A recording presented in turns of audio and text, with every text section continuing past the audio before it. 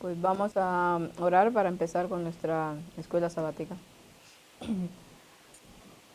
Padre nuestro que está en el cielo, santificado Señor sea su bendito nombre. Gracias le damos, Padre, porque a pesar de lo que somos, usted sigue teniendo misericordia para con nosotros y nos sigue dando la vida. Le damos las gracias también, Señor, por estar aquí reunidos en esta mañana para poder aprender, Señor, y glorificar su nombre. Le pedimos que pueda guiar a aquellos que aún no han podido venir, Señor, para que también puedan llegar a tiempo y así poder todos juntos, Señor, exaltar su nombre. Guíe, Señor, a su pueblo alrededor de toda esta tierra, a cada uno de los que usted conoce, Señor, y tiene en todo este mundo, para que puedan ir hacia la verdad, Señor, que sabemos que la verdad únicamente está en usted. Guarde, Señor, de todos los que ya le siguen, ayúdelos para que cada día puedan ir caminando por ese camino de la santidad, Señor, que sabemos que solo por medio de usted lo podemos obtener. Todo esto lo pedimos en el bendito nombre de su Hijo, amado Cristo Jesús, con el perdón de nuestros pecados. Amén. Tengan un feliz santo sábado a todos los presentes y a los que nos escuchan a través de internet. En esta mañana pues tenemos nuestra lección de escuela sabática, que es la número 12. Ya se nos acaba también la de este trimestre, la de este año. Y el título de la lección de hoy se titula De vuelta a Egipto. Tiene mucho simbolismo que vamos a tratar de profundizar. Bueno, claro, no tanto porque no tenemos mucho tiempo, pero sí hay mucho simbolismo en lo que son los capítulos de Jeremías 40, 41, 42 y 43. Y el versículo para memorizar nos dice: Jehová sea entre nosotros testigos de la verdad y de la lealtad, si no hiciéramos conforme a todo aquello para lo cual Jehová tu Dios te enviaré a nosotros. Jeremías 42:5. Pues esto era un poco después del cautiverio de Babilonia, de cuando el pueblo de Israel fue cautivo por Babilonia. Algunos habían vuelto al remanente que dice aquí que había quedado en Jerusalén, pues, y empezaron a hacer votos al Señor, porque se veían en una situación de humillación por lo que estaba pasando, por cómo el pueblo cómo Babilonia los había sitiado y los había llevado cautivos. Pues estaban un poco desesperados y por lo tanto le pidieron a Jeremías que intercediera por ellos ante Dios y supuestamente hacer un voto de lealtad ante Dios. Ya veremos después qué pasa. Nos dice aquí, esta semana dice, nos acerca al final de la historia de Jeremías el profeta. Sin embargo, esta no es una determinación de fe y viviremos felices para siempre. Ya sabemos que a pesar de todo y de que vaya culminando lo que es este capítulo, pues vamos a ver que una vez más el pueblo de Israel vuelve a hacer lo mismo. Vuelve a prometer a Dios y le vuelve a fallar. Y eso ha sido el continuo a través de toda la historia de esta tierra con el teórico pueblo de Dios. Es que esto siempre nos hace pensar cómo verdaderamente la Biblia muestra tal como eran. O sea, cuando vemos libros de otros pueblos, de otras culturas, de otras civilizaciones, incluso en plan sagrado, a los suyos siempre los pintan como lo ideal. Sí.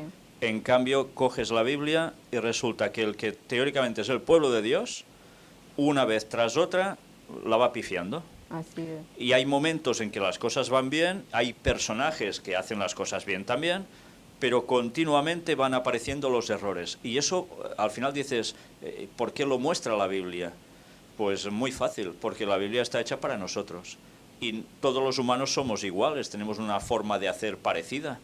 Por tanto, son lecciones de las cuales hemos de indagar para sacar conclusiones. Y por eso la Biblia rompe esquemas. No es un libro que todos son adulaciones, sino precisamente todo lo contrario. Normalmente lo que demuestra es nuestras bajezas. Y es que si no nos aferramos a Dios, vamos listos. Así es.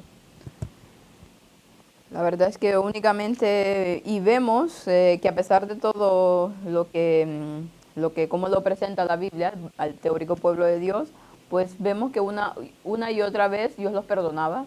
y les volvía a dar una oportunidad. Y ese ha sido lo que Dios ha hecho desde que creó este mundo con Adán y Eva, una oportunidad tras otra. Y así ha venido toda la historia. Y una vez más el pueblo de Dios pues ha hecho lo mismo. Primero sí, pero ya después totalmente empiezan a desobedecer. Y esa es la historia de esta humanidad. Pero que al final sabemos que como termina la Biblia, termina así con un final feliz. No como lo pintan la mayoría de las películas, ni las historias en este mundo, pero sí tiene un final feliz, que es cuando Cristo viene y lleva a los suyos y otra vez vuelve a regenerar esta tierra. Entonces, sabemos que Dios está al control de todo y que a pesar de que este mundo está todo tambaleándose, por así decirlo, pues Dios tiene el control y que al final se hará lo que Él ya ha predicho en su palabra. Aquí nos dice algo, nos habla de los límites de la gracia, o nos habla de las condiciones de la gracia. Esta semana comentaba, creo que con Ángel, que bueno, creo que una de las condiciones o la única condición de la gracia es aceptarla, es creer en Jesús, creer en esa gracia y estar dispuesto a obedecer, a que el Señor pues rendir tu voluntad a Dios y Él ya hará contigo si tú te has rendido. Pero si tú rehusas esa gracia, dices, no, yo no necesito de Dios, yo no necesito el sacrificio de Jesús, yo no creo, no me interesa, entonces ahí sí ya la gracia no puede hacer nada en ti, porque la estás rehusando aceptarla. Dice aquí, la gracia no salvará a quienes la rehusan aceptarla, no importa todo lo que haya hablado Dios cuando haya ofrecido la salvación, la protección, la paz y la prosperidad. Todo excepto un diminuto remanente rechazaron la oferta de Dios. Está hablando en este caso de lo que pasó con el pueblo de Dios en la historia de Jeremías. La parte del domingo nos habla del capítulo 40. Si han leído el libro de Jeremías o esta semana lo estudiaron por medio de la lección, pues vemos que en el capítulo 40 habla de la liberación de Jeremías y el regreso de Gedalías, que fue el que el rey de Babilonia puso otra vez como por líder o por rey en Israel. Y nos dice Jeremías 47 al 16, no sé si alguien me lo quiere leer, para que más o menos nos ubiquemos para los que no lo han leído.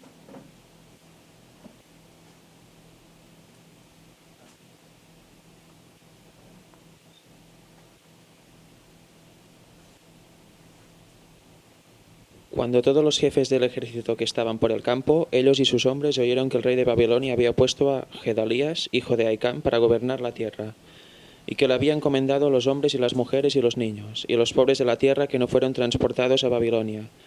Vinieron luego a Gedalías en Mizpa, esto es Ismael, hijo de Netanías, Johanán y Jonatán, hijos de Carea, Seraías, hijo de Tanhumet, los hijos de Faí, Netofatita, y Gezanías, hijo de un macateo, ellos y sus hombres. Y les juró Gedalías, hijo de Ahicam, hijo de Safán, a ellos y a sus hombres, diciendo, no tengáis temor de servir a los caldeos. Habitad en la tierra y servid al rey de Babilonia, y os irá bien. Y aquí que yo habito en Mizpa, para estar delante de los caldeos que vendrán a nosotros. Mas vosotros tomad el vino, los frutos del verano y el aceite, y ponedlos en vuestros almacenes, y quedaos en vuestras ciudades que habéis tomado. Asimismo, todos los judíos que estaban en Moab y entre los hijos de Amón y en Edom, y los que estaban en todas las tierras, cuando oyeron decir que el rey de Babilonia había dejado a algunos en Judá, y que había puesto sobre ellos a Gedalías, hijo de Ahicam, hijo de Safán, todos estos judíos regresaron entonces de todos los lugares a donde habían sido echados, y vinieron a tierra de Judá, a Gedalías en Mizpa, y recogieron vino y abundantes frutos. Y Johanán, hijo de Carea, y todos los príncipes de la gente de guerra que estaban en el campo vinieron a Gedalías en Mizpa, y le dijeron, ¿no sabes que Baalis, rey de los hijos de Amón, ha enviado a Ismael, hijo de Netanías, para matarte? Mas Gedalías, hijo de Ahicam, no les creyó. Entonces Johanán, hijo de Carea, habló a Gedalías en secreto en Mizpa, diciendo, yo iré ahora y mataré a Ismael, hijo de Netanías, y ningún hombre lo sabrá. porque te ha de matar y todos los judíos que han reunido a ti se dispersarán y perecerá el resto de Judá. Pero Gedalías, hijo de Ahicam, dijo a Johanán, hijo de Carea, no hagas esto, porque es falso lo que tú dices de Ismael. Pues aquí vemos que hay está Gedalías y está, si recordamos, si vamos atrás un poco a los capítulos anteriores de Jeremías, recordamos cuando Dios le dijo al pueblo de Israel que iban a ser llevados cautivos y que se sometieran a Babilonia, a todo lo que decían, y trataran de estar en paz con ellos y de orar para que fueran prósperos los de Babilonia, porque de esa manera pues ellos iban a hacer lo mismo. Entonces les dijo que se sometieran, que estuvieran allí, que él iba en un futuro pues a liberarlos. Pero vemos que no todos aceptaron eso. Y en este caso Gedalías sí estaba tratando de seguir lo que Dios había dicho. Pero si vamos viendo, algunos de los que regresaron de ese cautiverio, que en Babilonia volvieron a donde estaba Gedalías, Mizpa, pues no todos estaban contentos con el asunto. Ellos querían ser liberados completamente de no querían someterse, y ya veremos más adelante qué fue lo que pasó. Pero en este caso, Gedalías, bueno, no sé, no se explica el por qué, no creyó que realmente Ismael iba a por él, iba a matarlo, tenía esas intenciones. Y en cambio, bueno, claro, él tampoco quería que él cometiera un asesinato, porque Johanán le había dicho que Ismael estaba tramando eso y que él iría a matarlo para que no fuera contra su vida. Pero él no hizo caso, él dijo que era falso lo que hablaban de Ismael. Y si nosotros vamos al capítulo 41, vemos cómo realmente Ismael sí tenía esas intenciones, y al llegar a Mizpa, donde estaba Gedalías, pues lo asesinó junto con otras personas que eran del mismo donde estaba Gedalías. También asesinó a otras personas que habían venido a lamentarse, decía, venían lamentándose, los degolló y hizo totalmente una masacre, que aquí nos habla de anarquía política, de que como Gedalías pues decía que se sometieran a Babilonia y los de Israel algunos no querían, pues sucedió este asunto. Dice, aunque no se indican las razones para el asesinato, el hecho es que fue perpetrado por alguien de la descendencia real de algunos príncipes del rey, sugiriendo que estos elitistas todavía no habían aceptado la idea de que la nación elegida necesitaba someterse al gobierno babilónico.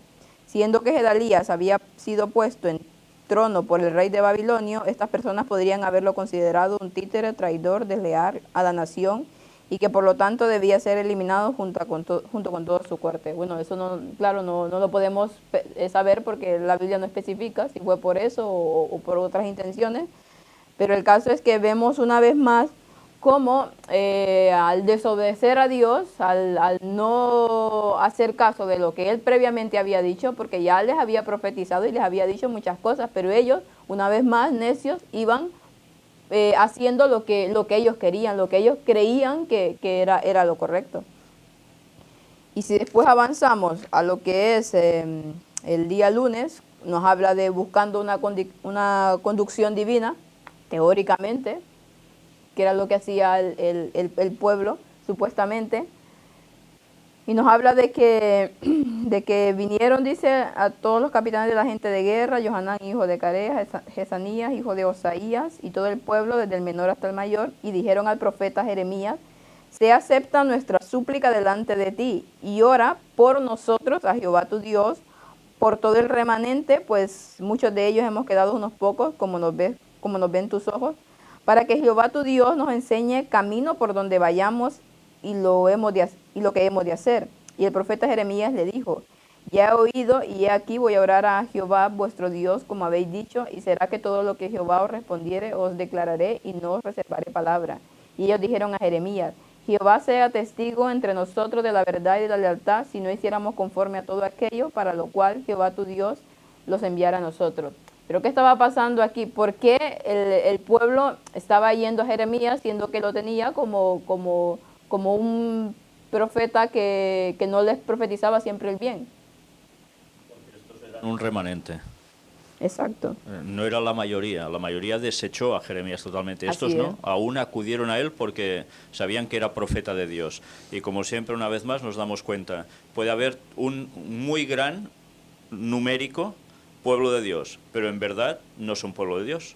El pueblo de Dios Exacto. es un remanente, es un residuo. El resto, en verdad, no son pueblo de Dios. ¿Y qué hacen? Decir que son pueblo de Dios y hacer lo que no toca. En consecuencia terminan pues apartados de la presencia de Dios y aún pensando a veces que están con Dios. Y la Exacto. historia se Y va vuelve a repitiendo hasta repetir. nuestros mismos días. Es que leyéndolo ayer, porque me puse a leer los capítulos, esto es una analogía tremenda de lo que hoy en día está pasando con el teórico, lo que se dice el pueblo de Dios. ¿Y qué pasa? Que aquí está diciendo que es un remanente, el que va a buscar al profeta Jeremías para que les declare y les ayude a interceder por ellos con Dios, para que Dios les diga qué es lo que deben de hacer. Pero ya iban predispuestos en su corazón el qué. Ellos ya tenían en pensamiento Egipto.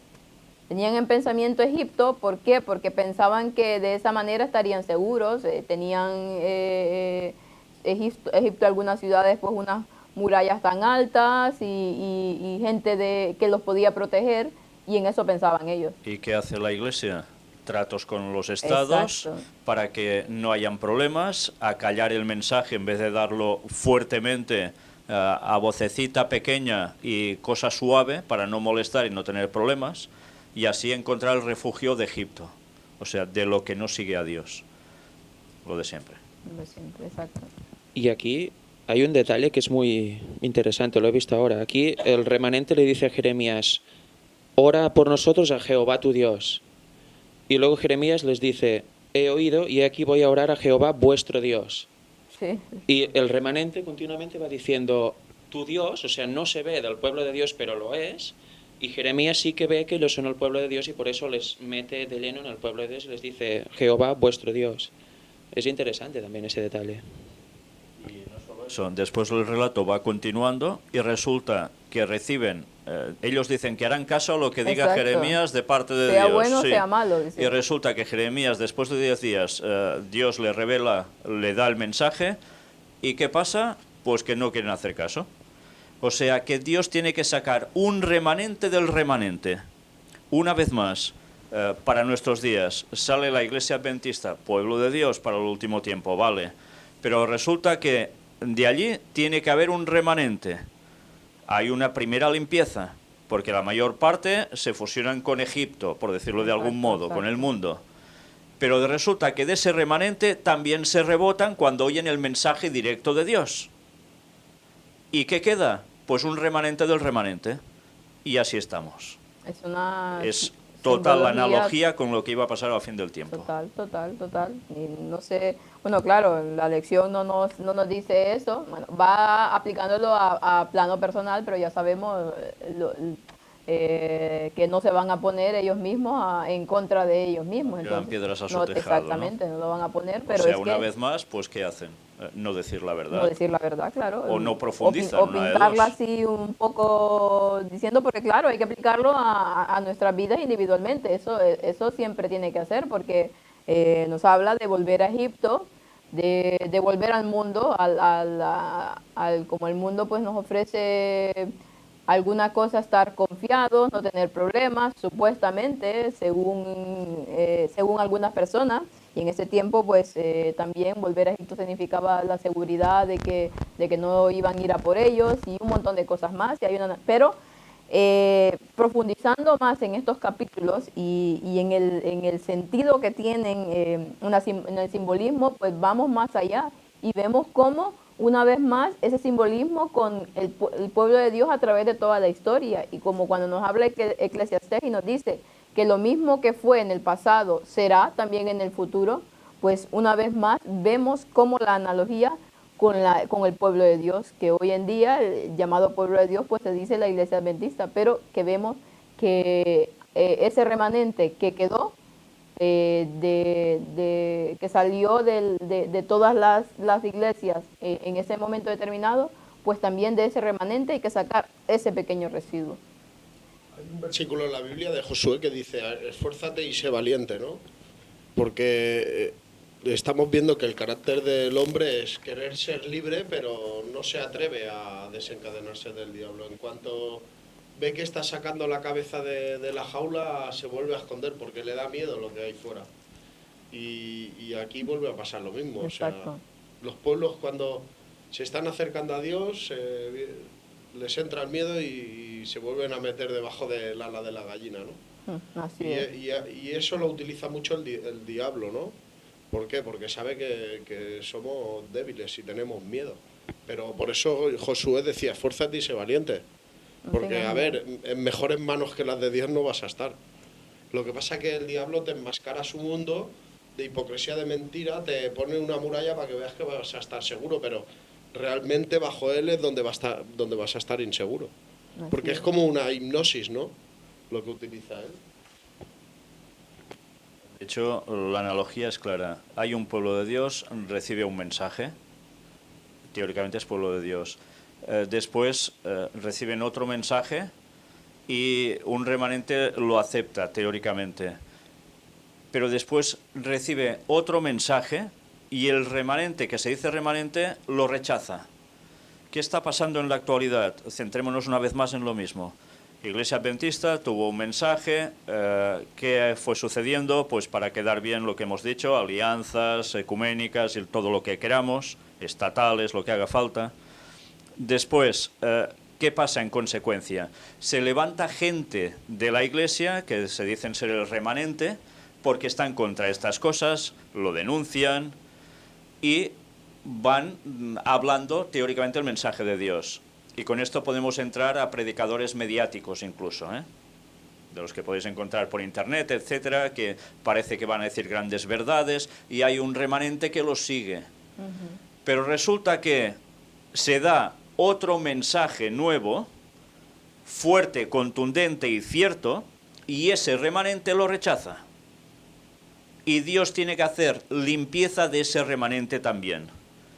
Sale el mensaje del retorno de Cristo pronto y es rechazado. Y aunque se argumente y se deje de argumentar todo lo que se quiera, es rechazado. Porque no interesa. Y una vez más estamos en lo mismo. Y ese remanente se ha, ¿cómo ha terminado? Podrido. Y va a seguir así. Y Dios deberá sacar otra vez remanente del remanente, porque no le queda otra. ¿Y qué van a ser? Un puñadito. Sí. A veces pensamos, el mensaje va a llegar a todo el mundo. Sí que va a llegar a todo el mundo. Pero ¿cuántos de los que son teóricamente el remanente lo van a aceptar? 4. Y así está siendo. ¿Y quién va a abrazar el mensaje? Pues los de fuera más que los de dentro. Y eso está profetizado y es lo que está pasando. Y no tienen argumentos para contrarrestar, pero están yendo contra ese mensaje. Y dicen que han analizado y... Bueno, mentira absoluta, porque si analizan de verdad se dan cuenta que no lo pueden negar. Así es, totalmente. Entonces, ¿cómo estamos? Pues prácticamente a las puertas de que Cristo vuelva y la Iglesia y el remanente, que se decían remanente, están vomitados como la Odisea. ¿Querías decir algo? Sí, es que el otro día leyendo Juan vi otro ejemplo de remanente o de zarandeo. Porque aquí está Jesús en una sinagoga y habla que Él es el pan de vida, que su carne es la verdadera comida y su sangre la verdadera bebida.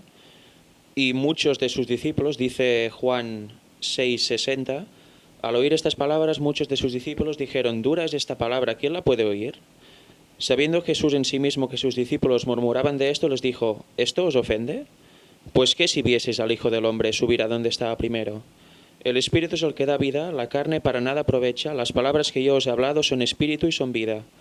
Pero hay algunos de vosotros que no creen, porque Jesús sabía desde el principio quiénes eran los que no creían y quién le había de entregar. Y dijo, por eso os he dicho que ninguno puede venir a mí si no le fuere dado del Padre. Desde entonces muchos de sus discípulos volvieron atrás y ya no andaban con él. Es interesante eso porque nadie puede seguir a Jesús y llegar hasta el final si el Padre no le permite y no le es dado por el Padre. O sea, o se tiene una fe verdadera en Cristo, el verdadero pan de vida, o no hay nada que hacer. Al final vas a sucumbir o vas a ser zarandeado por alguna razón que ni siquiera vas a entender, pero va a ser así. Y aquí hay un zarandeo. Mucha gente seguía a Jesús, pero en realidad no creían. Era simplemente seguir por seguir. Y cuando se ponían las cosas más profundas y más duras con sus palabras, pues vuelven atrás y ya no andan con él. Eso va a pasar también ahora. Y ya solo quedaron los 12. Y curiosamente aún quedaba otro por salir, que es Judas Iscariote, aún estaba ahí. Y Jesús lo sabía que había uno que le iba a traicionar. Al cabo de un tiempo, Judas también se separó del remanente y acabó, pues, como acabó, muerto y muy mal. Y eso es lo que va a pasar ahora. No hay nada nuevo bajo el sol. Es lo mismo siempre.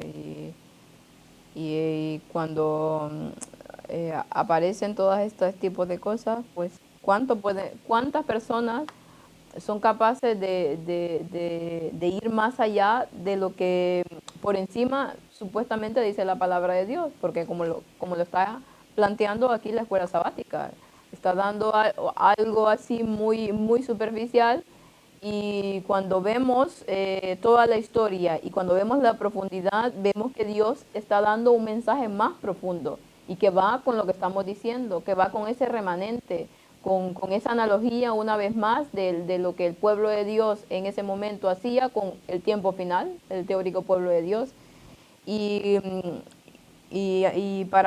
Quería también comentar algo, pues nos habla el versículo para memorizar, que nos dice cómo ellos estaban haciendo ese voto, por así decirlo, de que si Dios hablaba, pues ellos iban a aceptar. Estaban haciendo que un voto a la ligera. Y por eso quiero que busquemos Eclesiastés 5, el versículo 2, el 4 y el 5, que ahí nos habla de lo peligroso que es hacer esto. Que nos dice: cuando fueres a la casa de Dios, guarda tu pie y acércate más para oír que para dar el sacrificio de los necios, porque no saben que hacen mal. Cuando a Dios hicieres promesa, no tardes en cumplirla, porque Él no se agrada de los insensatos. Cumple lo que prometes. Mejor es que no prometas a que prometas y no cumplas. Esto ha sido uno de los versículos que siempre lo he tenido presente, porque cuando nosotros, ya sea por miedo, ya sea por una emoción, por eso es que el cristiano tiene que ser una persona muy centrada, muy razonable, porque por sentimentalismo a veces decimos cosas y hacemos eso, promesas o votos a la ligera que al final pues no cumplimos, porque estamos confiando en nosotros mismos y sabemos que no podemos confiar en nosotros porque somos tan cambiantes, y entonces por eso nos dice aquí: cuando mejor es que no prometas nada, que te calles y no prometas nada, que dejes que Dios actúe en ti, a que prometas y no vayas a cumplir, porque eso es desagradable ante los ojos de Dios. Si tú vas y le dices a Dios: Señor, te prometo que este año voy a dejar esto, voy a dejar lo otro, ¿qué estás haciendo? Una promesa a la ligera que al final tú no sabes si la vas a cumplir, porque eres un ser humano y aún hay ese pecado en ti. Entonces, ¿qué es lo que debemos de hacer? ¿Cuál sería la forma correcta de encarar esto a Dios? Pues decirle a Dios que somos así, pecadores, que nosotros decimos las cosas y a los 2 minutos estamos incumpliéndolas. Entonces, que Él, con su gracia, con su amor y con su perdón, pues trabaje, como dice, obra en nosotros tanto el querer como el hacer, porque Dios lo hace mediante su Espíritu Santo. Pues el Espíritu Santo, cuando nosotros le rendimos la voluntad de Dios y nos dejamos guiar y nos ponemos en disposición, pues Él hace el cambio. Pero no prometamos algo que no vamos a cumplir. Simplemente vayamos a Dios y digámosle: Señor, yo no puedo por mí mismo, soy incapaz porque soy un ser humano, pero con tu poder tú sí lo haces. Ayúdame a rendirme a ti, a obra en mí tanto el querer como el hacer. Y por eso nos dice que no demos, no te des prisa. También el versículo 2 lo quería leer y no lo leí. No te des prisa con tu boca. Cuando nos habla de cuando fueras a la casa de Jehová, guarda tu pie y acércate más a oír que para dar sacrificio de los necios, porque no saben que hacen mal. No te des prisa con tu boca, ni con tu corazón se apresure a proferir palabra delante de Dios, porque Dios está en el cielo y tú en la tierra, por tanto sean pocas tus palabras. A veces hablamos tanto, decimos tanta cosa y al final de lo que decimos, ¿qué hacemos? Absolutamente. Entonces, sean pocas nuestras palabras, pero sean bien dichas, siempre que el Espíritu Santo nos dirija. Y esas pocas palabras pueden hacer mucho más que aquel montón de cosas que a veces queremos decir. Bueno, esa era la parte de eso, de que debemos de cuidar, de hacer votos a ligera, de no hacer promesas porque no las vamos a cumplir. Simplemente ponernos en manos de Dios, ya Él obrará en nosotros y nosotros, claro, estamos dispuestos. Tenemos que estar en esa disposición, entregarle la voluntad de Él para que Él pueda trabajar en nosotros. Después los capítulos siguen y el capítulo 42 pues nos habla de... Fanny, Sí. yo creo que esto que a Dios le enfade tanto que digamos algo y luego no se cumpla es porque de alguna manera si nosotros somos templo del Espíritu Santo, ¿no? En teoría a través de nosotros tiene que haber palabra de Dios también. En teoría lo digo, ¿no? ¿Por qué digo esto? Porque si no fuera así, si la palabra de Dios no fuera verídica, entonces la Biblia perdería credibilidad. Entonces, por eso le molesta a Dios. O sea, si nosotros estamos diciendo cosas que luego no vamos a cumplir como cristianos, o que no vamos a poner, que no le vamos a poner la importancia que le tenemos que poner, entonces no vamos a hacer ver a los demás que tú eres templo del Espíritu Santo, ¿entiendes? Porque el Espíritu Santo es Dios. Entonces tú no estarías actuando según Dios, ¿me explico? O sea, y la palabra de Dios es eterna. O sea, lo que Dios dice va a misa, por decirlo así, ¿no? Como dice el refrán, ¿no? Entonces nosotros no estaríamos actuando según Él. Por eso no es contradictorio, ¿no? O sea, no es que le moleste, es que no va a salir de Él. Eso sale del humano, es un defecto, una debilidad del humano. Por eso le molesta, porque estamos haciéndole perder credibilidad a la palabra de Dios. Sí. O sea, de alguna manera estamos Y porque al fin contaminando, ¿no? al fin y al cabo pues llega a ser una mentira.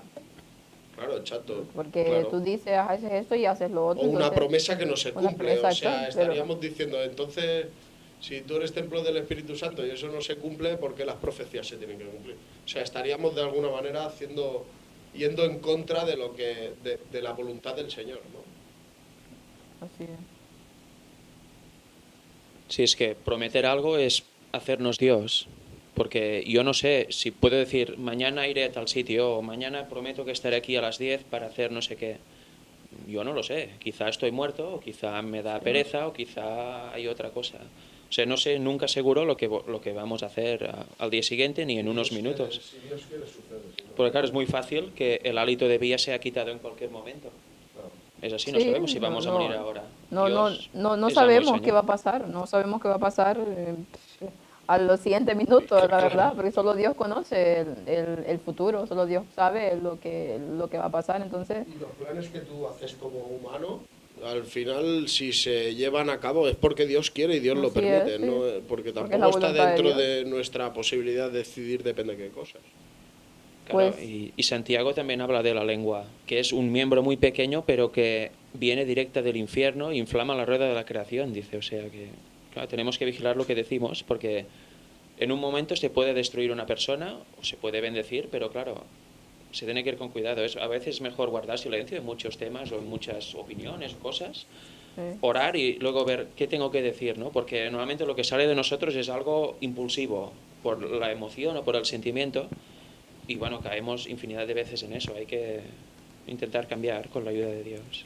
Por eso el cristiano debe ser un hombre de pocas palabras o una mujer de pocas palabras, palabras directas, concretas y ya está, sí, porque hablar en plan radio y no callar nunca.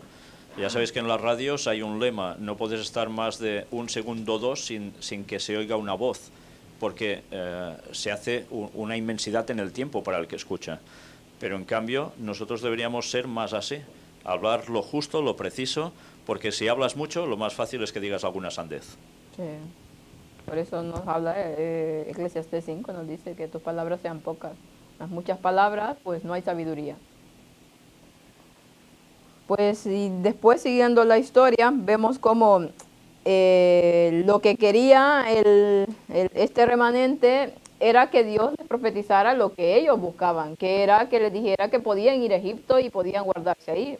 Ellos ya iban con la intención, pero como Dios es omnisapiente, que todo lo sabe y que conoce las cosas antes de que sucedan, pues ya al dar el mensaje a Jeremías, él le dijo, lo que pasa es que es un poco largo para leerlo, pero al final llegó a decirles que eso que estaban pensando hacer, de ir a Egipto, no venía de él, y que él los llamaba a seguir sometiéndose a Babilonia, que él ya iba a actuar, pero que como sabía que ellos no harían mal, pues ya les profetizó lo que les pasaría en Egipto. Y eso es lo que nos habla en Jeremías 43, del 1 al 7. Bueno, aquí Dios les dio un mensaje, que era que si iban a Egipto, pues les iba a pasar lo que él les estaba diciendo. ¿Quieres decir algo? No. Y nos dice en Jeremías 43, del 1 al 7, lo que el pueblo hizo. Y aconteció que cuando Jeremías acabó de hablar a todo el pueblo todas las palabras de Jehová su Dios, esto es, todas las palabras por las cuales Jehová su Dios le había enviado a ellos, dijo Azarías, hijo de Osaías, y Johanán, hijo de Carea, y todos los varones soberbios dijeron a Jeremías, mentira dices, no te ha enviado Jehová nuestro Dios para decir, no entréis en Egipto a peregrinar ahí, sino que Barut, hijo de Nerías, te incita contra nosotros para entregarnos en manos de los caldeos, para matarnos y para hacernos transportar a Babilonia. No obedeció pues Johanán, hijo de Carea, y todos los capitanes de la gente de guerra y todo el pueblo a la voz de Jehová para quedarse en la tierra de Judá, sino que tomó Johanán, hijo de Carea, y todos los capitanes de la gente de guerra, todo el remanente de Judá que había vuelto de todas las naciones donde habían sido echados para habitar en la tierra de Egipto, a hombres, mujeres y niños, a las hijas del rey, a toda alma que Nabuzaradán, capitán de la guardia, había dejado con Gedalías, hijo de Aicán, hijo de Safán, y al profeta Jeremías, y a Barut, hijo de Nerías, y entrando en tierra de Egipto, porque no obedecieron a la voz de Jehová, y llegaron hasta Tafne. Vemos aquí cómo no solamente los que estaban supuestamente, que eran la voz del pueblo, está hablando de Johanán y de los otros, no solamente ellos se van, sino que se llevan al remanente con ellos. Dice mujeres, niños, no les importa nada, ellos echaron esa sangre sobre ellos, porque y vemos otra vez más una simbología con nuestro tiempo del fin. ¿Por qué? ¿Qué pasa ahora? Los líderes de la iglesia, en este caso la iglesia adventista, que es de la que estamos hablando, pues el pueblo cree en ellos. Las personas van creyendo en todo lo que dicen y todo lo que dicen ellos es ley. Entonces, al hablar y decir muchas cosas, pues que están haciendo a que estas personas vayan por el camino incorrecto. Se están llevando al remanente con ellos, los propios líderes de la iglesia. Una vez más, ese simbolismo. ¿Y qué dijeron de Jeremías? Que era un mentiroso, que le estaba profetizando mentiras y le estaban echando la culpa de lo que estaba pasando. ¿Qué pasa hoy en día? Cuando alguien viene con un mensaje de parte de Dios, un mensaje fuerte, ¿qué dicen? Que es mentira lo que dicen, que están tratando de decir y de alarmar al pueblo, que no es cierto todo lo que están diciendo. Y empiezan a hablar mal de la persona y empiezan a decir falsos testimonios de ella y ¿para qué? Para que la gente no crea en lo que dice. No, es que parece que vas a hablar y no. Pues, ¿y qué hicieron? Pues lo que Dios les dijo que al final que harían. Se fueron para Egipto y no hicieron caso. Y aquí nos dice algo que voy a destacar de aquí. La naturaleza humana siempre busca quien echarle la culpa de sus problemas o una excusa para hacer lo que quiere. De este modo, por alguna razón, Barut fue acusado de querer que todos sus conciudadanos murieran en manos de los babilonios y fueran echados en exilio a ese país.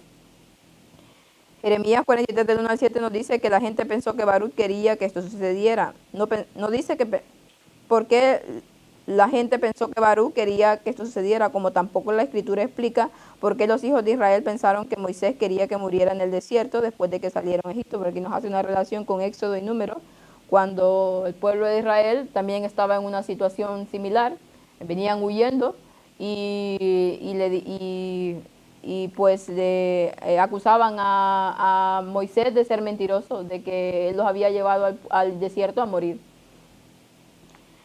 La gente esclava de emociones, dice, y pasiones no pueden tener buenas razones para su manera de pensar. Qué importante es que mantengamos nuestras emociones y pasiones siempre sometidas a Dios. ¿Por qué? Porque nuestras emociones son eso, son emociones y no podemos regirnos por emociones, porque de esa manera pues actuaremos a la ligera y no pensaremos, y al final pues todo lo que hagamos por ese impulso pues nos llevará al mal siempre. Que las emociones y los sentimentalismos son cambiantes. También. Entonces exacto. eso no puede ser una base. Somos tan vulnerables, hoy estamos bien, al otro minuto pues ya vamos cambiando. No podemos confiar en nosotros mismos, porque somos seres humanos, que hay pecado en nosotros, y ese mismo pecado pues hace que nuestras emociones estén regidas por eso, y es por eso que Dios nos manda a que nos sometamos nuestra voluntad a Él, que vayamos a su palabra, y es su propia palabra, su Espíritu Santo, quien puede ir cambiando esas emociones. Entonces, cuando estamos siendo gobernados por el Espíritu Santo, sí que podemos hacer caso a ciertas sensaciones que tengamos, pero cuando realmente el Espíritu Santo está gobernándonos. Pero cuando nosotros estamos ahí en ese tire y encoja, no podemos hacer caso de lo que sentimos. Siempre debemos por eso, ir a la palabra, y aún escrito está. Pues yo pienso esto, pero la palabra de Dios dice esto. Sí, es que solo tenemos la verdad si Cristo está en nosotros, Así porque es. Él es la verdad. O sea Así que es. hay mucha gente que piensa que por ser parte de una iglesia o por ser parte de no sé qué, o estudiar mucho o alguna cosa parecida, ya voy a ser salvo. Pues es un tremendo error, porque eso solo lleva a perdición. Quien crea que por pertenecer a un sitio, o yo sigo a tal, o a mí me gusta tal, o yo ya cumplo toda la ley y lo hago todo bien, pues va directo a perdición. Porque primero de todo la ley se cumple en el espíritu, no por obligación. Y seguidamente solo se está en la pura verdad si se tiene a Cristo en uno, porque si no se tiene a Cristo en uno, está lío dentro, o sea que no hay nada que hacer. Así es. Es algo que debemos tener muy claro. O está Cristo en nosotros o no tenemos la verdad. Es así de sencillo. Totalmente. Solamente con Dios podemos hacer algo. Solamente con su Espíritu Santo podemos cambiar y hacer las cosas bien. De otra forma, todo lo que nosotros digamos va a ser falsedad y mentira, y ya está. Pues, ¿qué pasó después, siguiendo la historia? Que fueron para Egipto, y pues ya Dios, en los versículos del 8 al 13, pues ya Dios les decía qué es lo que iba a pasar en Egipto. Iba a mandar hambre, pestes, iba a hacer quemadas las casas y todo lo demás, por no haber obedecido el mandato de Dios, porque Dios les había dicho no lo hagan, pero ellos, tercos de corazón, pues fueron e hicieron, pues tuvieron que afrontar lo que pasó. Dice, aquí está una de las citas de Elena White, que me pareció también interesante, hablando acerca de todo esto, de cuando fueron llevados al exilio, que nos dice: cuando la negación propia llegue a ser parte de nuestra religión, entenderemos y haremos bien la voluntad de Dios, pues nuestros ojos serán ungidos con colirio, de modo que podamos contemplar las cosas maravillosas de su ley. Veremos el sendero de la obediencia como el único camino seguro. Dios tiene a su pueblo por responsable en proporción a la luz de la verdad que es llevada a su entendimiento. Las exigencias de su ley son justas y razonables, y mediante la gracia de Cristo Él espera que cumplamos esos requerimientos. Pero ¿cuándo será esto? Nos está diciendo aquí al principio, cuando la negación, cuando nos neguemos a nosotros mismos, cuando nuestra voluntad sea sometida a la voluntad de Dios, es cuando Dios podrá obrar y es cuando entenderemos que el guardar su ley es delicia, es cuando entenderemos que realmente es por nuestro bien todo lo que Dios nos demanda en su ley.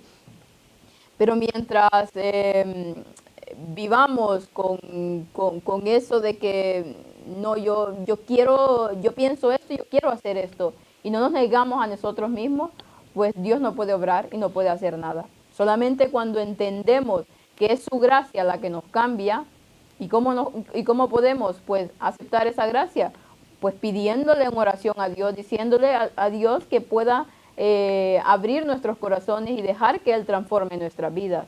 Porque si vamos alargando y alargando, no, pero es que yo todavía tengo que cambiar todas estas cosas, no puedo ir a Jesús así.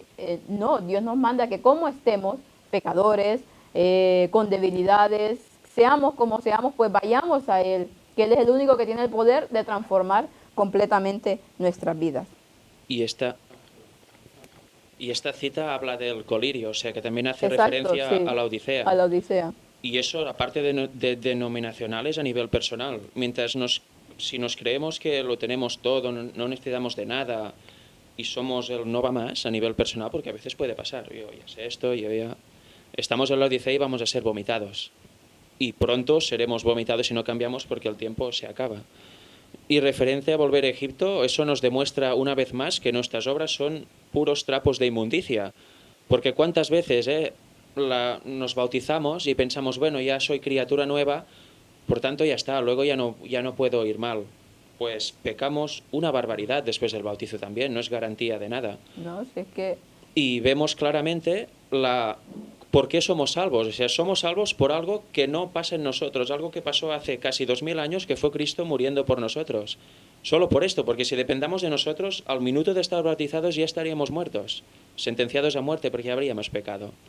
Y es muy importante tenerlo claro. O tenemos a Cristo en nosotros y creemos que somos salvos solo por lo que Él hizo, o sea que nosotros no tenemos nada que hacer en esto, solo podemos ser salvos por sus méritos, y nosotros cuando le sigamos, Dios Padre nos podrá ver como a Él, si no... Es ¿no? que es su Pues justicia. es el camino que debemos seguir. Cristo, la mirada solo en Cristo y no depender de nadie más. La justicia es como Dios no puede mirar nuestras obras, porque si las mira, pues en el momento ya estamos condenados. Pero Dios, cuando nosotros aceptamos el sacrificio de Cristo y lo ponemos y le decimos que nos cubra con su sangre, pues a quien ve no es a nosotros, sino que a quien ve es a Jesucristo justo, que fue perfecto en esta tierra, hizo todo lo que tenía que hacer y por esa perfección, pues nosotros somos justificados. Y entonces cuando Dios ve que hay disposición en nuestros corazones para el cambio, entonces Él mismo va obrando ese cambio en nosotros. Y nosotros no nos damos cuenta, porque Elena White nos habla y nos dice que mientras más nos acerquemos a Dios, más pecadores nos sentiremos, más sucios, más impotentes. ¿Por qué? Porque vamos conociendo la santidad y la perfección del carácter de Dios. Entonces, mientras más nos acercamos a ir entendiendo ese sacrificio, ese carácter, pues más veremos que nosotros totalmente no somos nada y que merecemos completamente la muerte. Pero que ahí mismo pues es cuando caemos de rodillas y agradecemos porque por ese sacrificio es que nosotros hemos sido salvos. De ahí la parte del jueves ya nos habla cuando ya estaban en Egipto.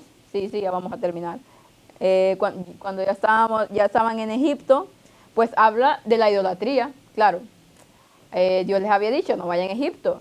Pues bueno, fueron a Egipto, les pasó lo que les pasó. Y Dios les había advertido, no sigan los dioses de Egipto. Pero como se pusieron en el terreno del enemigo, pues ¿qué pasó? Fueron a la idolatría de Egipto. Y empezaron a servir a los Baales y a todos los dioses de Egipto y a hacer todos los ritos que hacían en Egipto. Estaban ahí, estaban mezclados y de hecho se empezaban a mezclar entre la gente, entre las mujeres y los hombres se empezaban a mezclar. Entonces, claro, ya había esa unión desigual de que Dios no te juntes con el mundo, busca siempre las personas que estén con Dios. No, ellos no hicieron caso, pero ya se habían puesto en terreno del enemigo. Por eso es que no debemos de tentar a Dios y no debemos de tentarnos a nosotros mismos ni ponernos en ese terreno.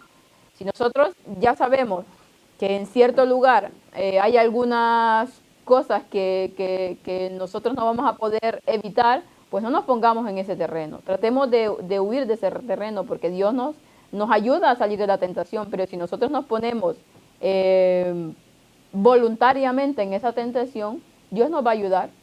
Claro que no. No puede hacer, porque nosotros, es lo que pasó con el pueblo. Empezaron, inclusive dice aquí, a adorar a la reina del cielo. Que ya vemos nosotros quién era la reina del cielo. Pues ya hemos hablado tantas veces de la reina del cielo, de Isis, Astarte y de todos los nombres que tenía. Pues el mismo pueblo teórico de Dios empezó a adorar a la reina del cielo, que hoy en día pues vendría a ser en el catolicismo la Virgen María, solamente con ese título. Pero cuidado, porque cada vez más se está adentrando el papel de hablar de la Virgen María. Exacto, eso yo. Dentro también de la Iglesia, pero empezando a ensalzarla ya hacia un punto donde antes no tocaba. Exacto, incluso por exacto. algún otro predicador mediático de los de casi siempre que se conocen, ¿eh? Y hoy mismo he cogido una noticia de Zenit, del Vaticano, de hecho, en el cual habla de cómo el catolicismo, y lo dicen ellos en una de sus disertaciones, cómo el Vaticano ha bajado un poco el nivel, dicen, de la Virgen María, mientras el protestantismo lo está empezando a ensalzar. Y así van a tener ese ecumenismo. O sea que cuidado, porque eso también entra dentro de la Iglesia. Así es, exacto, a eso iba, porque vi el simbolismo que hay hoy en día en la iglesia. He visto también muchos pastores que por quedar bien un poco con los católicos, pues empiezan a exaltar a María y a la Virgen María, porque no es la misma María, los que ellos adoran, los católicos, no es la misma María de la Biblia. Ellos adoran pues a su diosa, la reina del cielo, la que la Biblia la llama como eso. Y empiezan a, no, digo, hay que ser un poco, dicen, astuto y tratar de atraerlos a nosotros, pues como ellos creen eso, pues nosotros no vamos a ponerle que esto es otra cosa. Entonces no dicen la verdad. Hoy en día, pues yo hasta que no vi, no sé si fueron estas conferencias o alguna otra, no supe que realmente lo que adoraban los católicos no era la Virgen María, sino era a Isis, a Astarte y a todos los otros nombres que tiene. No lo sabía, porque en la iglesia nunca se me había dicho esto.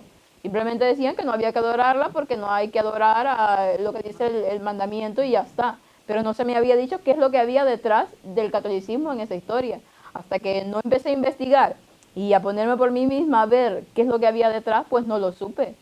Y hoy en día muchos hermanos adventistas están engañados y no se les dice absolutamente nada de esto. Entonces cuando vienen estas cosas, como dice, que hay predicadores que empiezan a decir solamente cosas buenas, pues caen en el mismo juego y empiezan a decir, no, yo respeto tu creencia, que la alabes y que esto, y yo lo hago, pero yo te lo respeto. Pero no decimos que a quien realmente están alabando es al diablo, en definitiva. Y como decía él, no solamente esto, pues hoy en día, como estaba pasando aquí en la idolatría de Egipto, empezaban a adorar a otros dioses, a sus baales y a hacer ritos paganos. Pues ¿qué pasa hoy en día en la iglesia? Se está trayendo todas las costumbres de las hijas de las rameras, porque también vamos a que están metiéndose pentecostalismo, que al final es el mismo paganismo disfrazado. Y entonces, ¿qué pasa? Se está haciendo hoy en día que hasta se celebra el Día de la Madre en las iglesias. Y vemos que el Día de la Madre es otra alegoría a María, a la Virgen María, que en definitiva es a la Reina del Cielo. Entonces, se está metiendo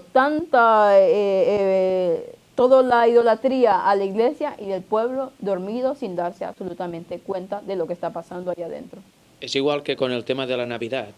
Sí. Muchas iglesias, bueno, vamos a celebrar la Navidad o vamos a cantar canciones de alabanza, pero sinceras, o sea, que no hablen de paganismo ni que se asemeje tanto al catolicismo.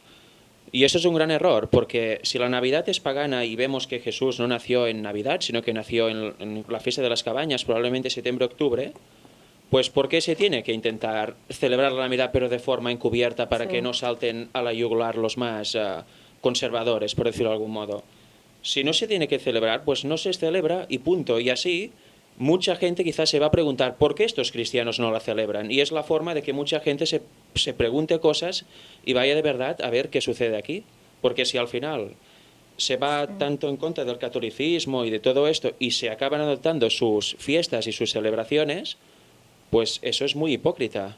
No vamos a traer gente disminuyendo el Evangelio, se va a traer gente predicando lo puro y lo verdadero, y luego el sincero se hará preguntas y vendrá. Ya lo dice Elena White, no tenemos que rebajar el Evangelio para que entre gente. Sí. No importa que haya 1000 personas en una iglesia, si hay 2 ya es suficiente si son sinceras.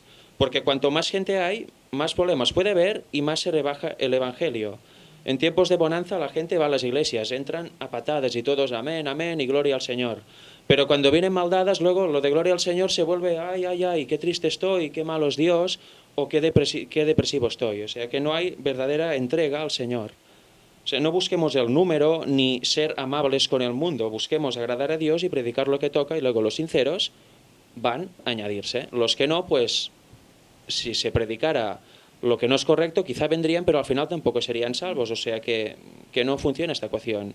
La única ecuación posible es hacer lo que toca y punto. Y quien quiera lo hará y quien no quiera, pues no lo hará. No hay más. Y sabiendo que el mundo se basa tanto en todo esto, en estas festividades, lo que debemos hacer es aprovechar precisamente esas festividades de ellos, no para arremeter directamente contra ellos, sino aprovechar que pueden estar juntos y nosotros incluso también con ellos, ¿por qué no?, para darles el mensaje auténtico. Así es. O sea, hemos de ser astutos en este sentido. Y Jesús nos lo decía, aprovechemos esas circunstancias que la sociedad misma nos da para dar el mensaje que quizás de otro modo no recibirían. Sí, debemos de aprovechar cada Pero oportunidad. desde luego no cayendo en lo que hacen ellos, por Exactamente. supuesto. Siempre tratando de ser diferente. Yo quería hacer una pregunta, si puedes. El tema de Papá Noel, por ejemplo, ¿de dónde surgió? El tema del Papá Noel. Hola. Sí, Hola, arriba. hola. El tema del Papá Noel, ¿de dónde salió? Porque eso también no es de la Biblia, no enseña nada, el Papá Noel no dice nada. Es algo que el mundo lo insertó en eso.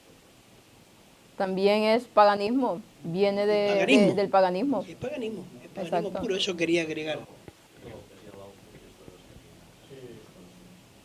Quería decir.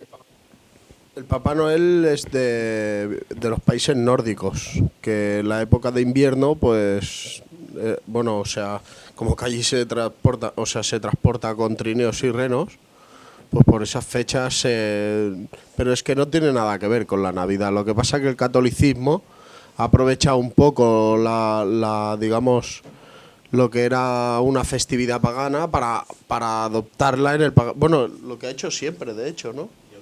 Roma lo ha hecho siempre eso, o sea, para que otro pueblo aceptara a Roma y a César como su líder y pagara impuestos, le decía, no pasa nada, vosotros pagáis impuestos y en Roma también celebramos el Papá Noel.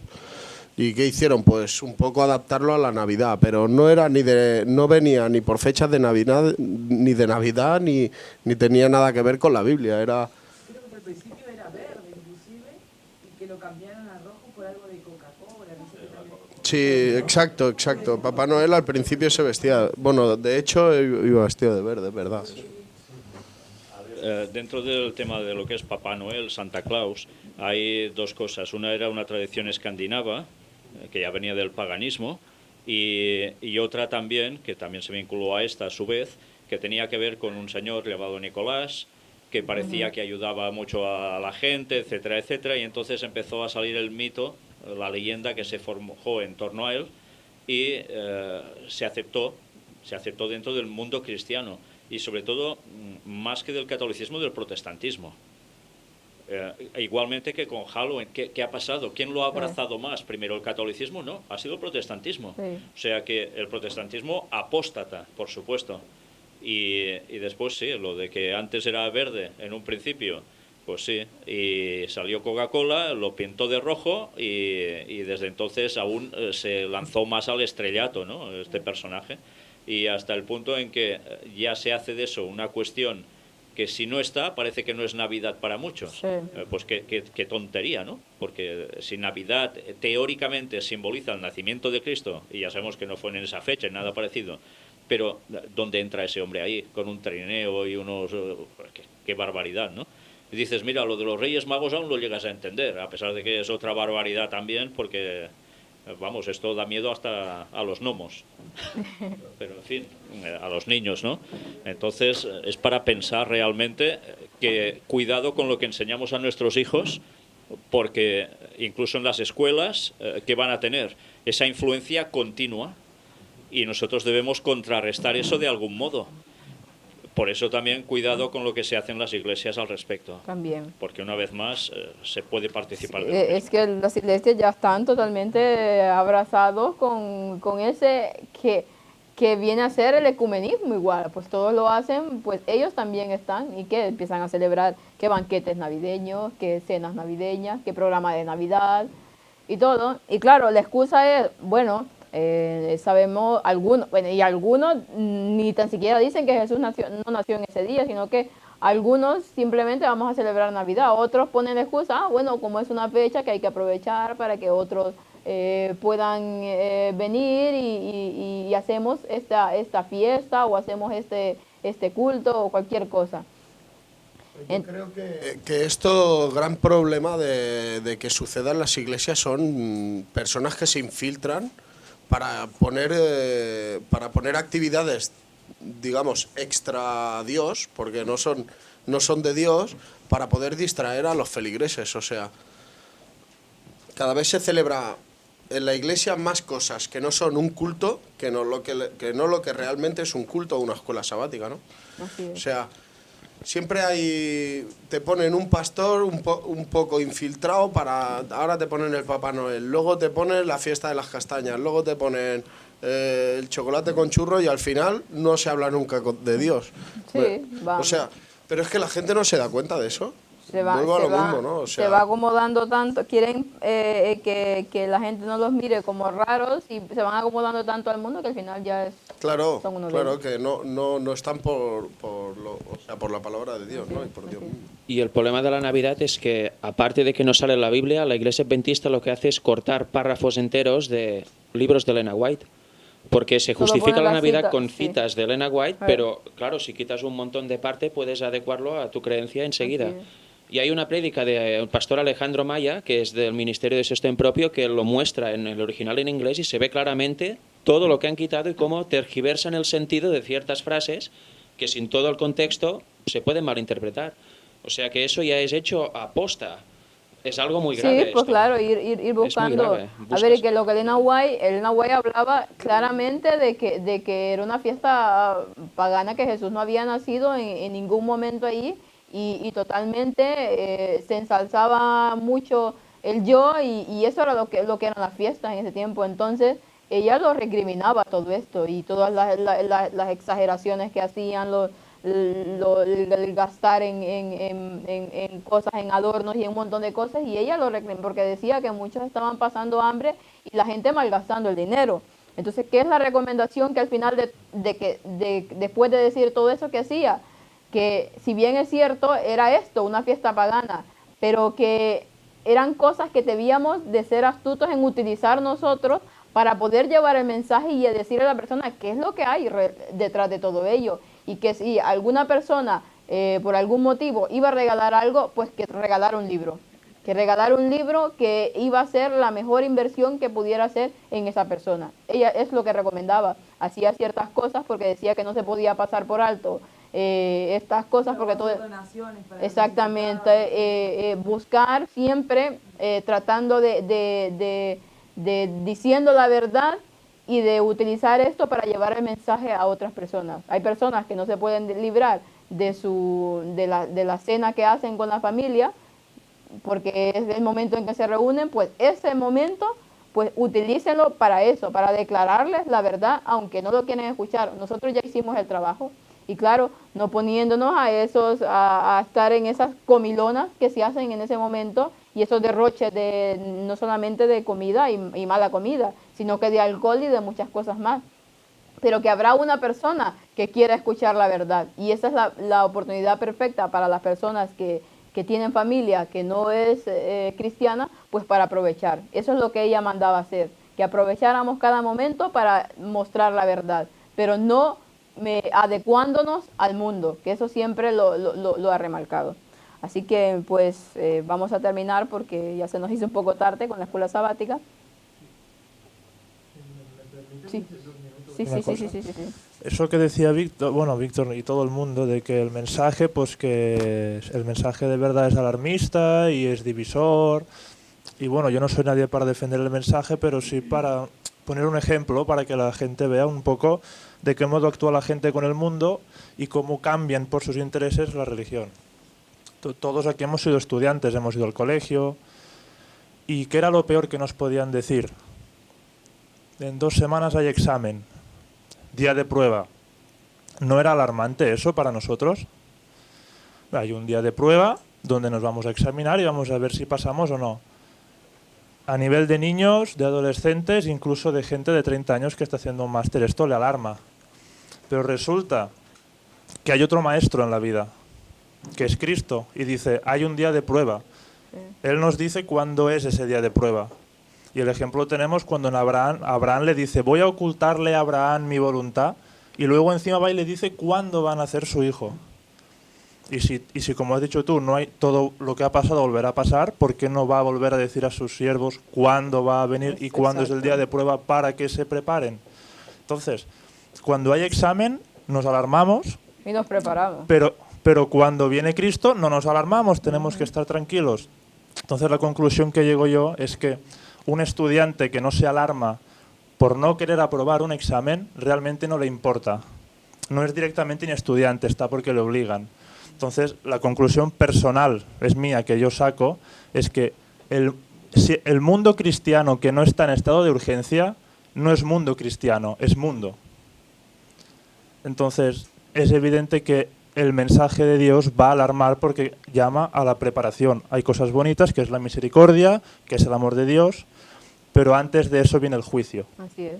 Que es el colmo de la misericordia, es el juicio.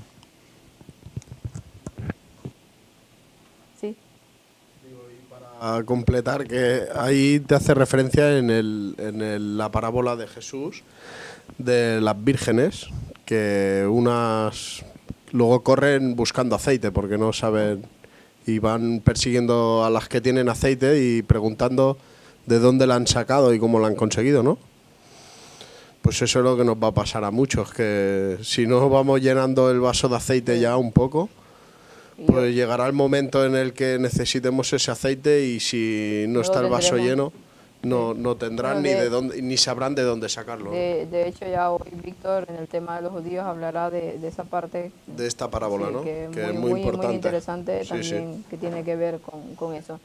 Pues eso, y a pesar de todo, de que nosotros pues estamos en ese camino, y vendrán cosas que nos pasen, vendrán pruebas, también fallaremos porque estamos en ese camino, pues, pero cuando fallamos no nos desesperemos, como dice Elena White, no nos desesperemos, pues vayamos siempre que aquel que comenzó la obra en nosotros será fiel en completarla. Debemos nosotros de estar alertas y orando y estudiando y rindiendo nuestra voluntad a Dios, y Dios va a ir transformando aquellas cosas que nosotros creemos que jamás se van a alejar de nosotros. Y recordemos que cuando más nos acerquemos a Dios, pues más veremos nuestro carácter pecaminoso tal y como es. Así que vamos a terminar con una oración. Pedirle a Víctor, ¿puedes terminar con la oración?